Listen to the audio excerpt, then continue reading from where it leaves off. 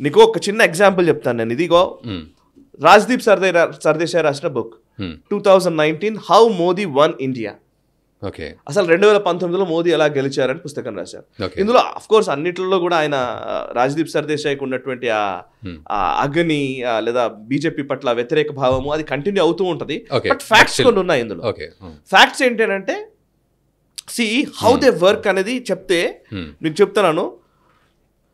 Bharatiya Janata party 2019లో 5 లక్షల పైచులకు మెజారిటీతో గెలిచిన స్థానాలు 15, 4 నుంచి 5 లక్షల మధ్య గెలిచిన స్థానాలు 29, 3 నుంచి 4 లక్షల మధ్య మెజారిటీతో గెలిచిన స్థానాలు 61, 2 నుంచి 3 లక్షల మధ్య మెజారిటీతో గెలిచిన స్థానాలు 59, 1 నుంచి 2 లక్షల మధ్య మెజారిటీతో గెలిచిన స్థానాలు 62, 50 నుంచి 99 అంటే లక్ష మధ్య మెజారిటీతో గెలిచిన స్థానాలు 37, 50,000 లోపు మెజారిటీ 40 స్థానాలు. అంటే 40ని పక్కన పెడితే 50,000 పైన వచ్చిన స్థానాలు అంటే 303లో 40 తీసేస్తే ఎంత? 263. 263 స్థానాల్లో 50,000 పైచిలుకు మెజారిటీతో గెలిచారు. It is not a small victory. Bharatiya Janata party 2019 అంటే 50,000 పైచిలుకు మెజారిటీతో గెలిచిన స్థానాలు 263. లక్ష పైచిలుకు స్థానాలు 37 తీసేస్తే సుమారు 220 స్థానాలు లక్ష పైచిలుకు మెజారిటీతో గెలిచారు. ఉన్న 303లో లక్ష పైచిలుకు మెజారిటీతో సుమారు 220 స్థానాలు గెలిచారు సుమారు. సో మామూలు విషయం కానే కాదు ఇది.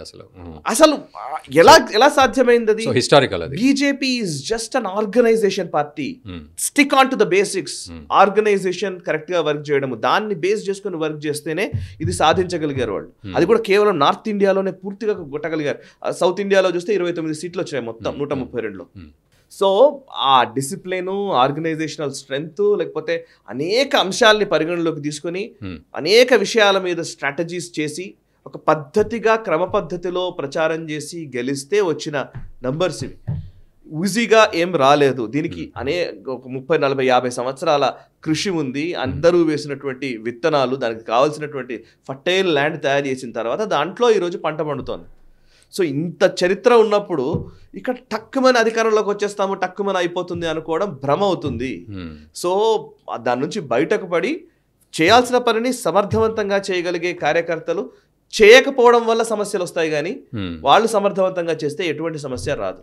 సో ఇవన్నీ పక్కన పెట్టేసి నాయకులు గీయకులు వీళ్ళందరినీ పక్కన పెట్టేసి రాముడు మోదీ వాట్ ఎవర్ ఆ కోణంలో కనుక భారతీయ జనతా పార్టీ వెళ్ళగలిగిన రోజు బీజేపీ ఒక సముచితమైనటువంటి నంబర్స్ ని సాధించగలుగుతుందని నా అభిప్రాయం.